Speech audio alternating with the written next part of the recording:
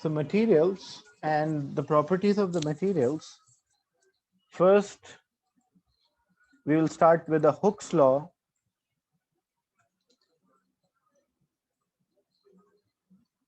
According to Hooke's law,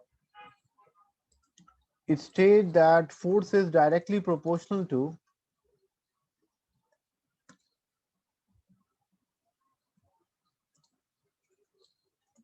extension or compression under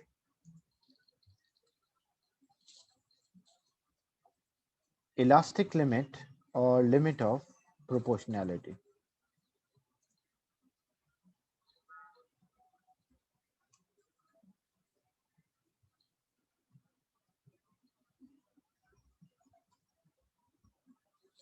So force and extension are directly proportional to each other under the elastic limit or the limit of proportionality.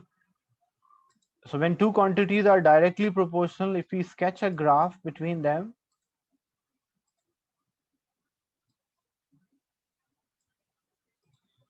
so if I take force on y-axis and I will take extension on x-axis, when the two quantities are directly proportional, I should have a straight line. So till the last point where the line is straight and the object is following the Hooke's law, we call that as limit of proportionality. Elastic limit means after that point, the object will not return or regain its original shape, length, or size. We call that as elastic limit. But when we increase the force after a limit of proportionality, then there are two possibilities. Some object become easy to stretch or some object become difficult to stretch. So if an object become easy to stretch, we are increasing, if an object become difficult to stretch, we are increasing the force, but the extension is not increasing too much. That's why it move or towards the force axis. But some objects, when we are increasing the force, when they crosses the elastic limit or the limit of proportionality, then it will be level or with x-axis or the extension axis, because not really x-axis, the extension axis. For this graph, the last point where this line is straight, that is known as proportionality limit or limit of proportionality.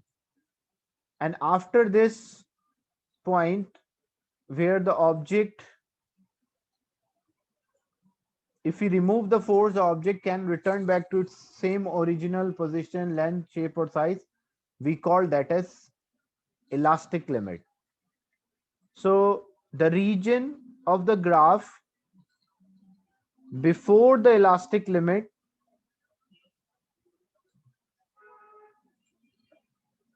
so this is elastic limit, so region before this, that is known as elastic deformation. Elastic deformation means the object will return back to its same original length, shape, or size once the force is removed. And the region after the points, the region after the limit of elastic limit, that is known as plastic deformation. The term plastic deformation means that the object will not return back to its same original length, shape, or size once the force is removed.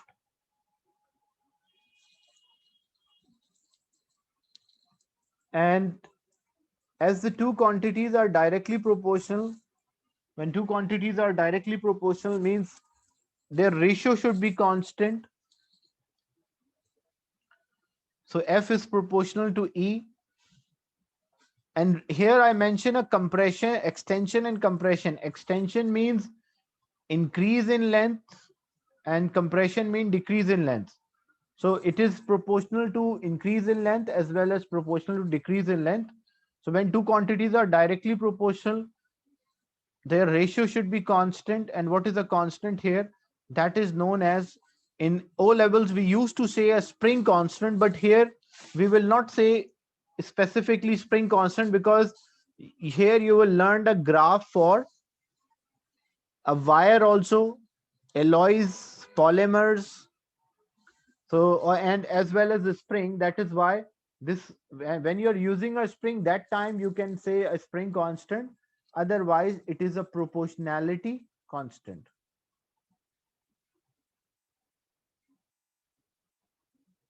So proportionality constant K is there, which is a proportionality constant. So if I need the value of the proportionality constant, then what I can do, I can find the gradient, the slope is equals to K if force is on y-axis and extension is on x-axis, because the slope is a quantity on y-axis divided by quantity on x-axis. So on y-axis we have force and x-axis extension. So F divided by E will give us value of the K.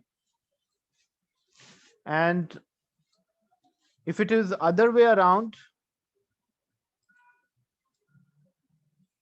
if the extension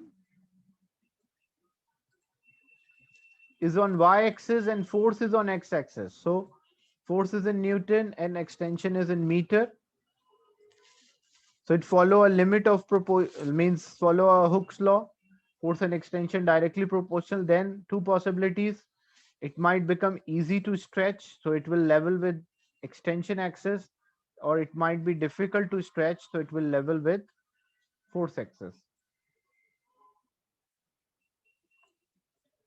And in this case, if extension is on y-axis and force is on x-axis, so the gradient, the slope does not represent K, the slope represents reciprocal of the K. So slope is equals to 1 by K, because the slope is the quantity on y-axis divided by quantity on x-axis. So y-axis we have extension, on x-axis we have force. Extension divided by force is not equal to K, it is 1 by K. Then if we need energy stored, so how to calculate the energy stored from this graph, extension and force or force and extension? So we will find area under the graph. The area under the graph will give us energy stored. But if we are finding the total energy stored, then we have to take the total area under the graph. So if it is within limit of proportionality,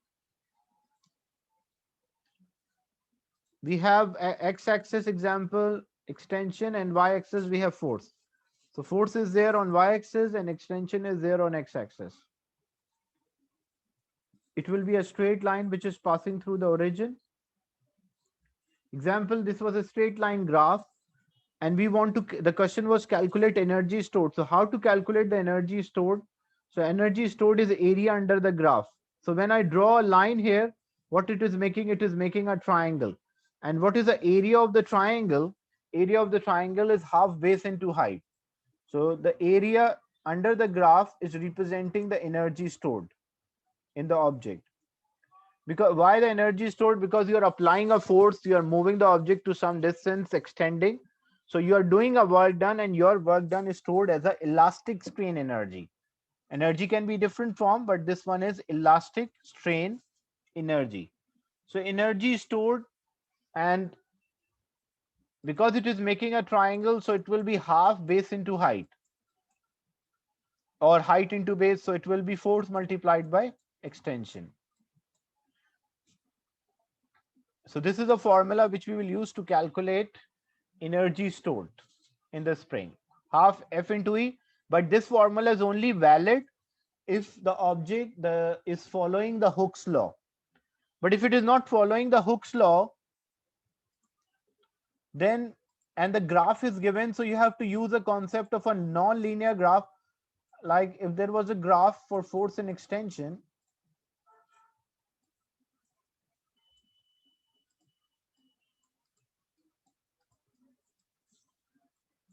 and the object was not following the Hooke's law, like originally it was following and then it does not obey the Hooke's law, force and extension are not directly proportional.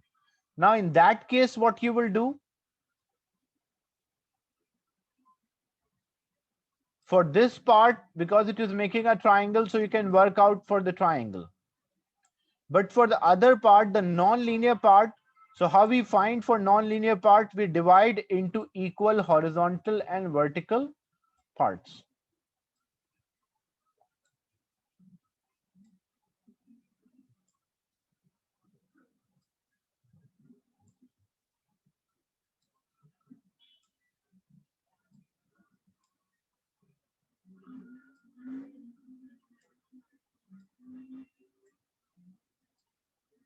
So we divide into equal this, but this will be approximate. So total area of the triangle A1 and area of the non-linear part. But how to get a non-linear part? Find the area of one box and multiply by total number of the boxes.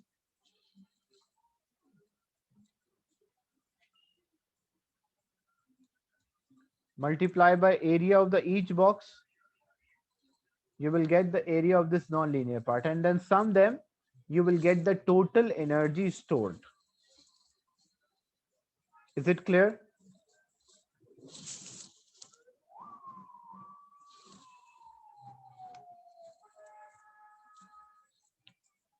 Is it clear how to calculate the energy stored in the object when you are stretching or compressing?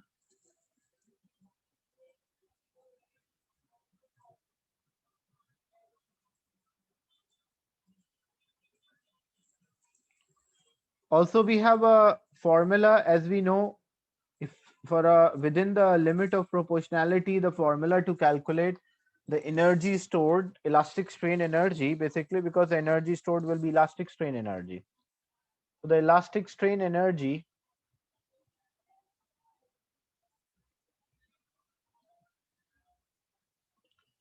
is equals to half force into extension, or average force multiplied by extension.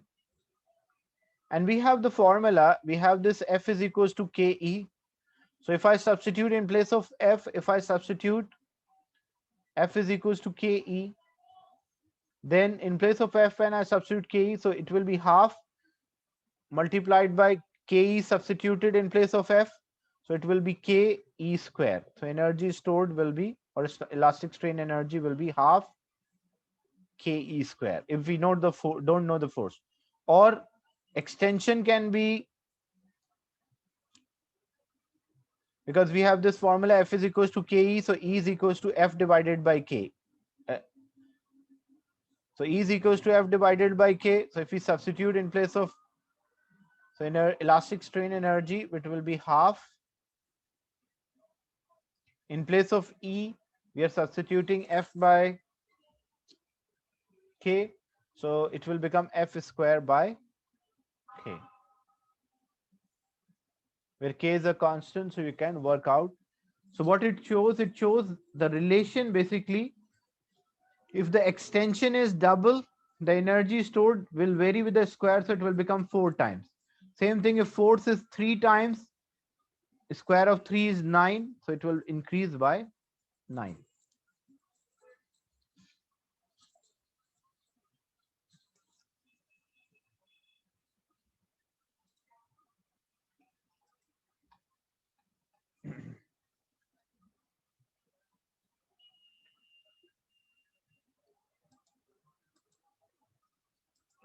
Then we have loading and unloading graphs.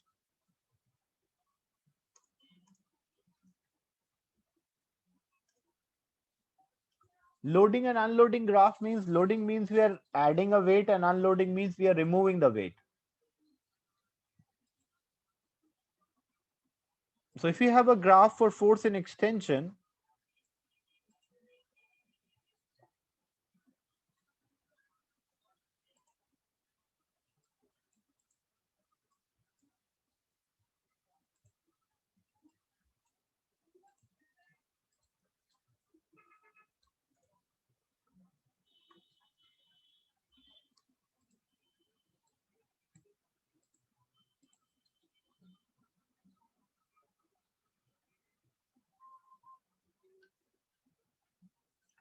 so loading and unloading graphs for an object which does not deform, like for elastic deformation. When we say elastic deformation means the object will return back to its same original length, the starting length. So example, first when we are adding a weight, say force and extension are directly proportional, so it will follow or obey the Hooke's law. Then what happen, it does, increasing a force, extension is also increasing, but it is not directly proportional. This is a loading graph, like adding a load. But when we are removing the load, what we observe that it does not follow the same path as, like it does not return. If I draw a table, it will be convenient to understand.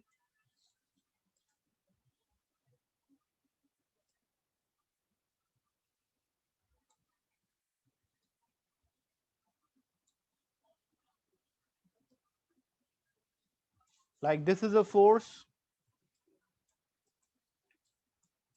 this is loading and unloading. Example, originally the force is 0. These are the lengths or extensions, basically extension when you're loading. So say the force was 2, 0, I'm not writing here, 4, 8, 6, 8, and 10. So this was 5, 10, 15,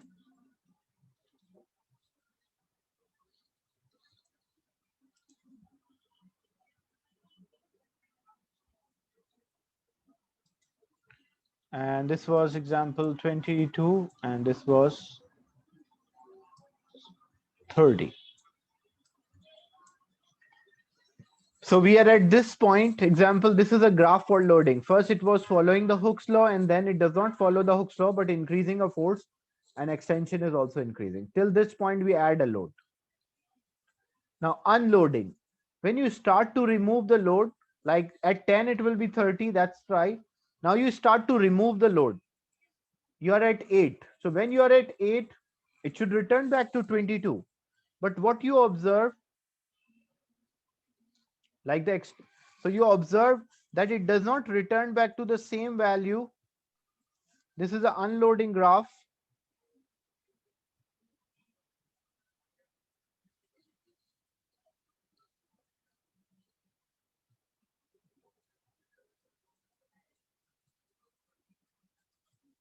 So for the same force, you can see the extension is more. Like example, maybe it's 25.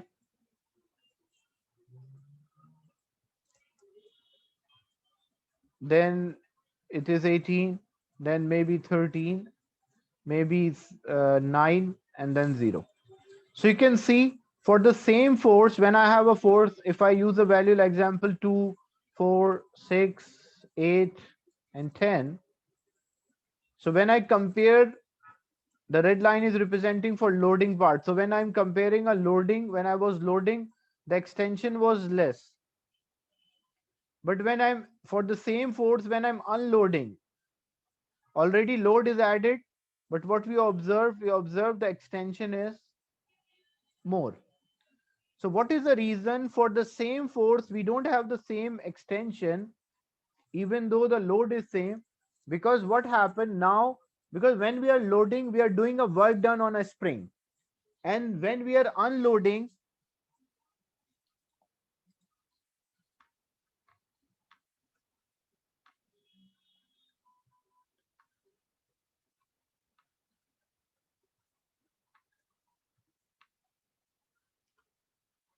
so when we are loading, there is a work done on the spring, applying a force and cause expansion.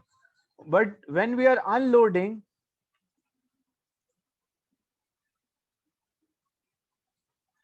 it is work done by the spring.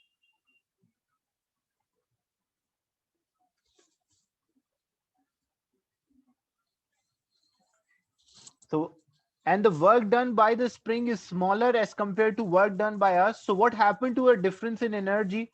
Because the work done, when we are loading, we are doing a work done. So loading is having a greater area.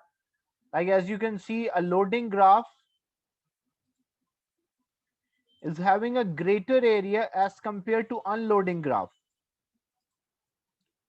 So what is the reason why a loading graph is having a greater area as compared to, because this is a area for loading. And when we are taking for unloading, as we discussed, the area under the graph represent the work done. So for unloading, the area of the graph is different, it's smaller. So what, because that is the work done by the spring or by the object, and this is the work done on the object by us. So we are doing more work done to stretch, but the object is doing less work done when the force is removed. So what happened to the remaining energy? Like example, if this was 60 joules, this an area was 60 joules,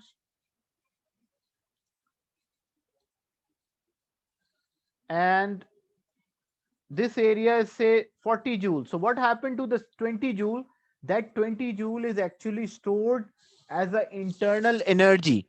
That is why, like example, you can perform this, or you can also do this thing.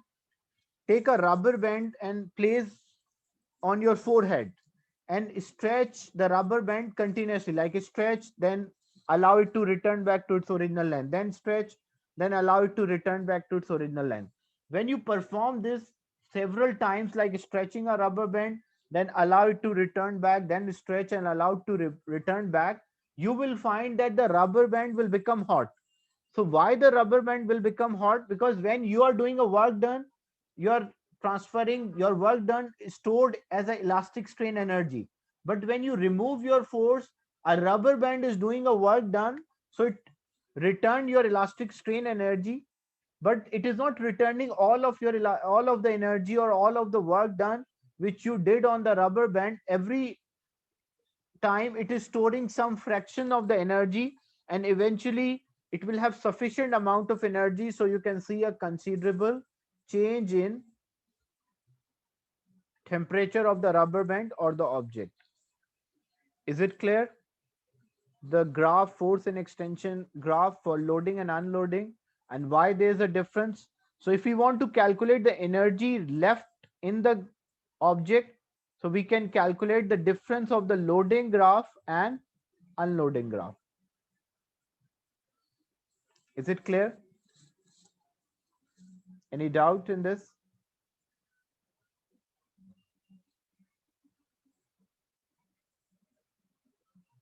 This is a case when an object is showing an elastic deformation.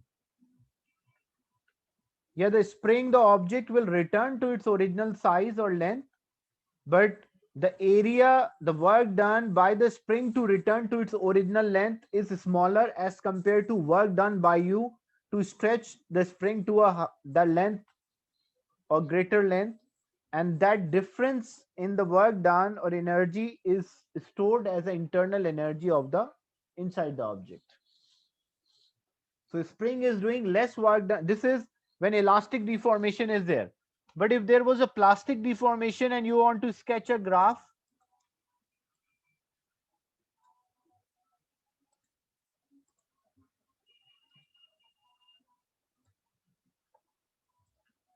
so if there was a plastic deformation,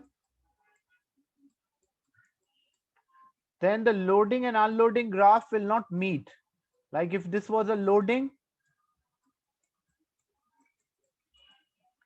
because if it's a plastic deformation, unloading will not be same. This is a case when there is a plastic deformation.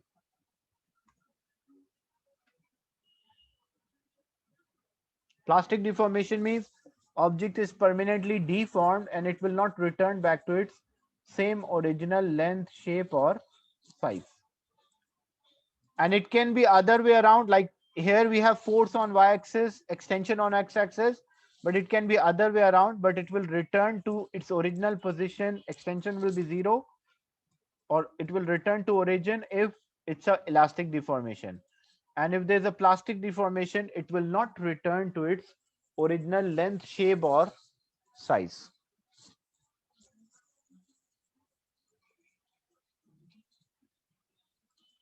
Then we define a term, stress. What is stress? Stress is force acting on unit area.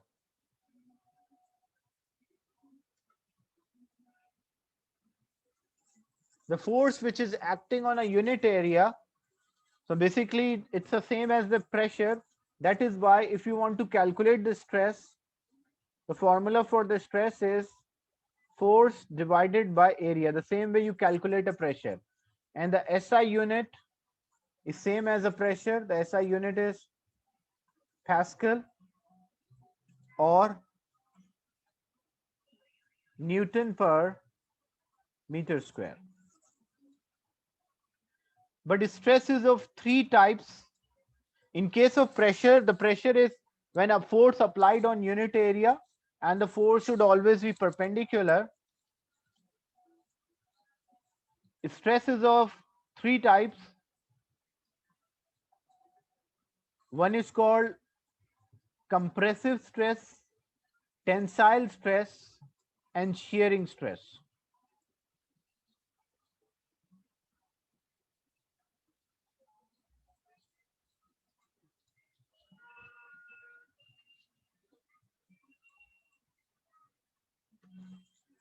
What is a compressive stress? Compressive stress means like you have an object, you're applying force on unit area to reduce the size. If I'm applying a force on unit area to reduce the size, I will call that as compressive stress. But if I'm applying force on unit area to increase the size, I will call that as a tensile stress.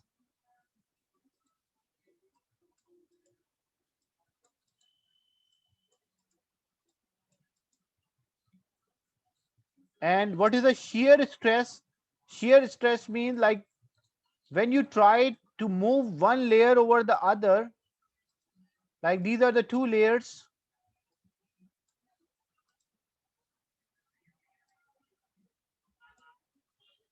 When you are moving or sliding these layers over each other,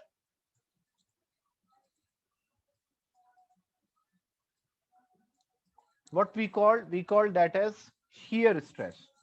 So compressive stress, force acting on unit area to reduce the size. Tensile stress, force acting on unit area to increase the size. And the shear stress, the force acting on unit area to move the layers or slide the layers over each other. Is it clear the concept of the stress?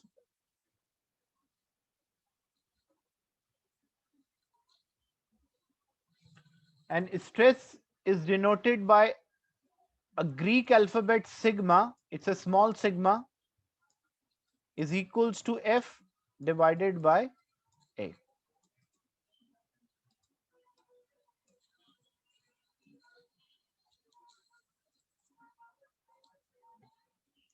And another quantity is known as a strain.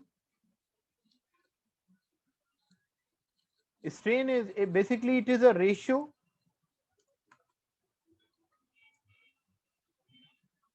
of change in length compared to original length. So when we compare or when we take a ratio of how much there is a change in length compared to original length, we call that as strain. And how to calculate a strain? Strain is equals to change in length divided by original length, and this is not having any unit because it is a ratio. Ratio does not have any unit. So change in length can be compression or extension. So strain is equals to extension divided by original length,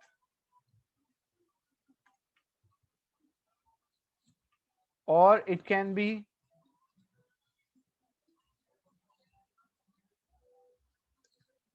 strain can be extension, oh sorry, compression divided by original length. So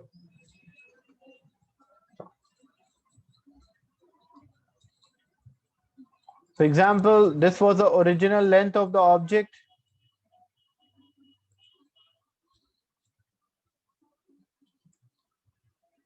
Say L. So by applying a force, you cause the change in the length. So this is example, the change in the length.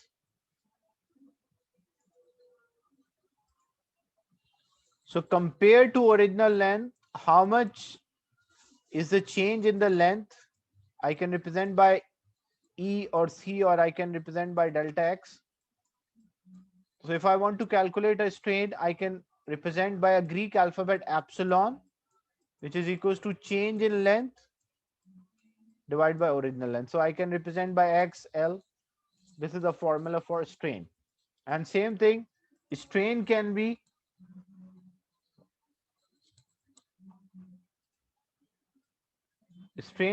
compressive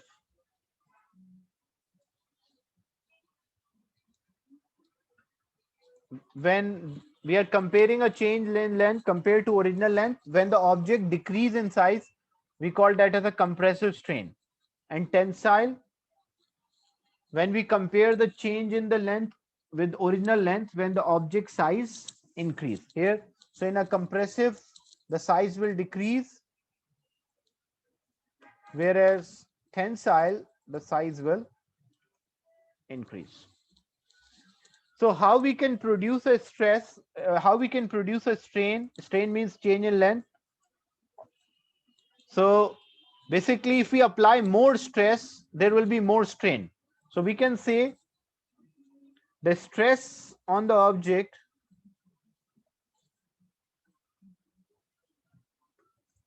will produce strain. And for the object, stress is directly proportional to strain.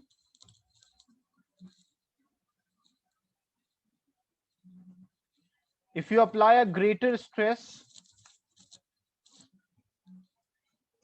the object will have a greater strain. Like if I apply more force on unit area, then I will have a greater change in the length compared to original length.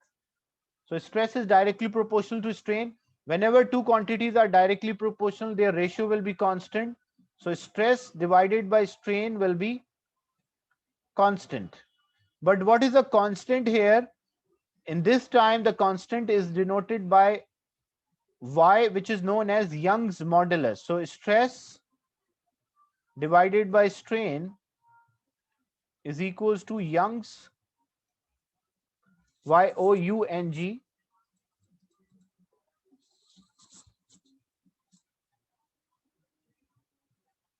modulus. So stress is denoted by sigma, strain is denoted by epsilon. So sigma divided by epsilon is equals to Young modulus, which is denoted by letter Y. So if I drive a formula for Young's modulus,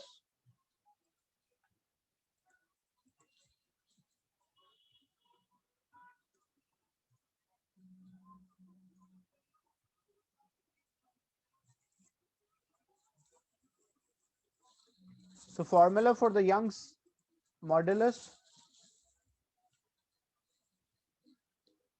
as we know, Young modulus is equals to stress over strain. Or I can say Young modulus is equals to sigma, small sigma divided by epsilon. What is small sigma? Small sigma stress, which is force over area. And what is strain? Strain is change in length over original length. So when I simplify this, so Young modulus will be F L divided by delta L A. And the unit of Young's modulus, because length unit will cancel with length, so force divided by area. So unit of Young modulus is also Pascal, denoted by PA, or Newton per meter square. Is it clear? The Young's modulus, basically Young's modulus is having the same idea as the spring constant. But when you're having a force and extension, you're taking as a spring constant or constant of proportionality. When you have stress and strain, that time the constant is known as Young's modulus. And Young's modulus can be used to identify a type of material. Because look, example, if I have a piece of iron of different areas, different lengths, original length, But when I calculate the Young's modulus, the ratio of stress over strain, if they are made up of same material, they will have the same Young's modulus. So Young's modulus can be used to identify the type of the material as well. Like example, if someone is saying that this box is made up of iron, so how I can confirm that this box is made up of iron? I can measure its density and compare with the standard density of iron, or I can apply a force on unit area and calculate the stress, and with reference to this stress I can calculate the strain, the change in the length. So how much is the change in length? I will calculate that, and then stress divided by strain, I will calculate the Young's modulus and I will compare with the standard Young modulus of iron. If it is same, it means that this piece is made up of iron. Is it clear? The concept of Young's modulus?